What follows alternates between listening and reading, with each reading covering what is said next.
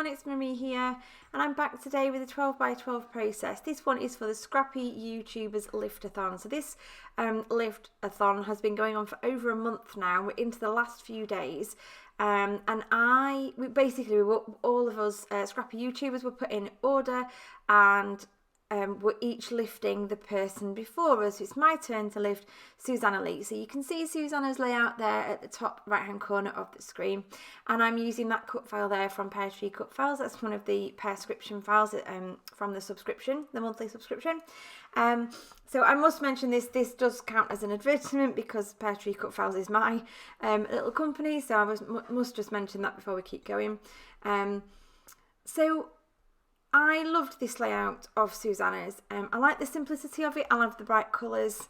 I don't have that particular collection. I think Suzanna has originally used the Pink Fresh Studios Sundays collection. I've got a few bits of it, but not all of it.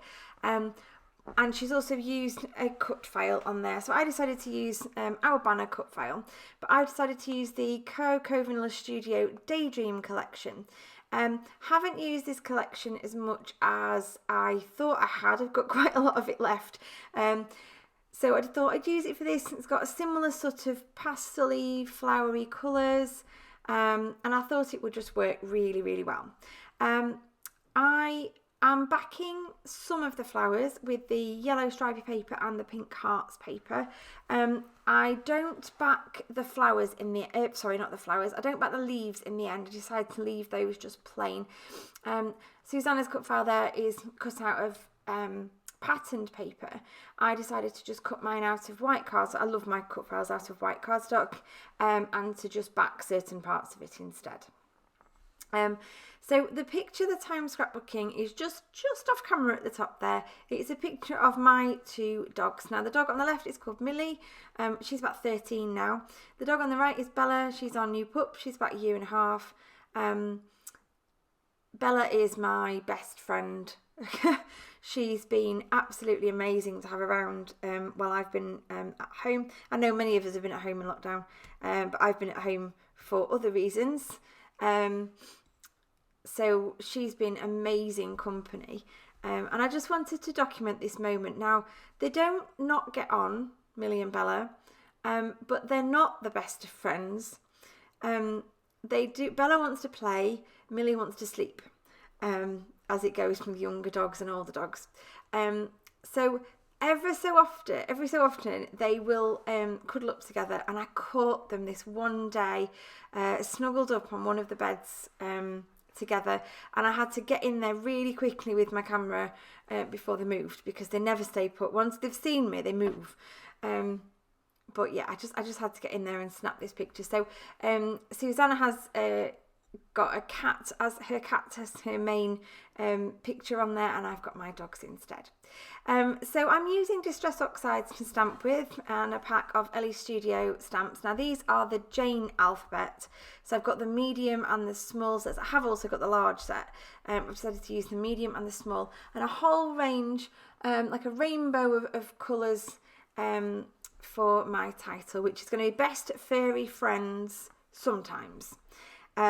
Because like I say, they're not always the best of friends, but I wanted to kind of document that very occasionally they will sit together and be nice to each other.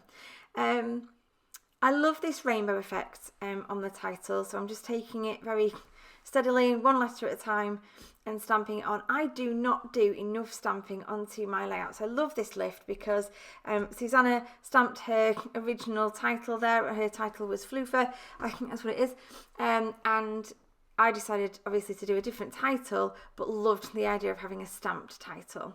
So I'm now just doing sometimes with this smallest alphabet set from Ellie Studio. This is, like I say, this is the Jane alphabet set. And I stick to those rainbow colours, and I do go back in a second and put brackets around sometimes.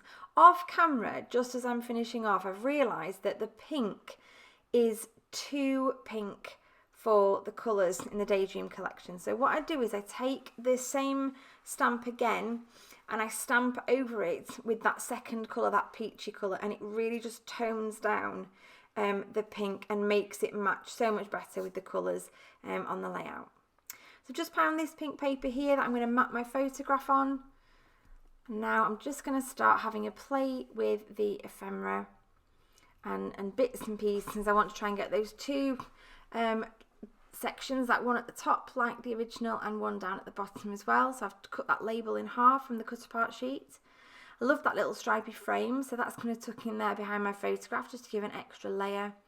And now I'm going to start coming in with some of the different pieces of ephemera and florals and things. Now that rainbow at the bottom, that does stay there for a while and then I take it off and I think it comes back on in the end. I did wonder about putting a little house on there, but in the end I just play around with lots and lots of florals, just like the original. So adding those florals on top of the cut file and in and around it just to add those extra levels of interest. But so far, really pleased with how my titles turned out. I deliberately didn't do it straight, pretty much similar to the original. I didn't want it straight. It wouldn't have been right straight, and I would have never gotten it straight either, because me and stamping in straight lines, even though I've got one of those stampy platform things, it was never going to happen. And I do like a wonky title, so just enjoying playing with these now and tucking in the different flowers. Trying to work out what's going to go where. I have used sort of all the colours of this collection in my title, so I'm very conscious that I want to get little bits of blue and green in various different places.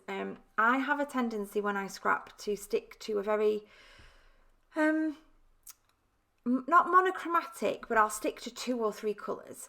And this layout and the original kind of lend itself to having more colours on the page, especially since I've done that stamping. So I was determined I was going to have lots of different bits of colour and have all those colours across the page.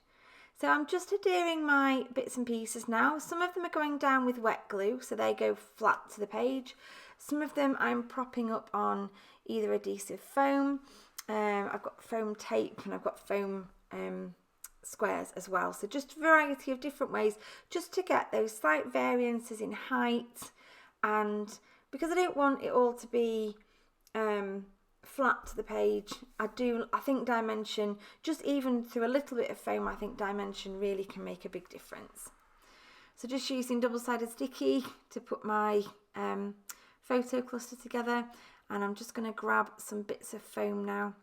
So I buy foam in A4 sheets and I keep all the offcuts and then try and use them up as I'm matting smaller things, because it's less wasteful. So just tucking in these flowers now. So again, with the florals that I'm tucking in and the leaves, I am putting a little bit of glue on the end that's getting tucked in, and I'm also putting a dimensional square of foam on the end just to prop it up, so it just gives that, again, just that extra texture, that extra dimension. So there are all the little bits stuck in, just sticking in some extra tiny bits of foam where it's needed, where I felt like it needed to be propped up. Using a couple of those stickers there, so we've got Sweet and The Good Life. I do wonder for a while whether I'm going to use any more, and I don't think I do. I did cut that in half and then change my mind. I've decided I'm going to put an extra floral sticker just up and behind that rainbow there, and in comes this rainbow again. It does make it back onto the page. It did feel right to have it down there at the bottom. So just trying to figure out something else here that I can put underneath this label, because I felt like it needed something and I thought that tag would work, and then it just didn't look quite right. So then I settled on having a flower up there instead, but tucked under instead of being put on top of. So I'm happy with that now. Just to me, one last look through all the bits and pieces, see if there's anything else that I want to tuck in or add to the layout. And I've decided to add another bit of one of those frames just up at the top to tie that in with the main cluster in the centre. And another little one of those word stickers that says "These Days." So now I'm going to use my Distress Oxides. I'm literally just going to squish them onto my glass mat.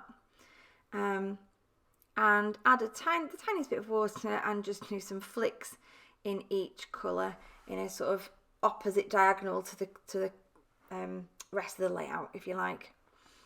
So just a little bit of each colour. And the last thing I'm doing here is adding in a little MDF rainbow and some gold glitter felt hearts, and they're from Peartree Pieces. And that's it, that is my layout. I've thoroughly enjoyed making this and lifting Suzanna's beautiful page. I hope you enjoyed my process. And please do make sure you head down to the description box below. You'll find links to so many other people's challenges and videos for this Scrappy Youtubers Lift-a-Thon. So lots and lots of inspirational videos to keep you going. Thanks ever so much for watching. See you again soon.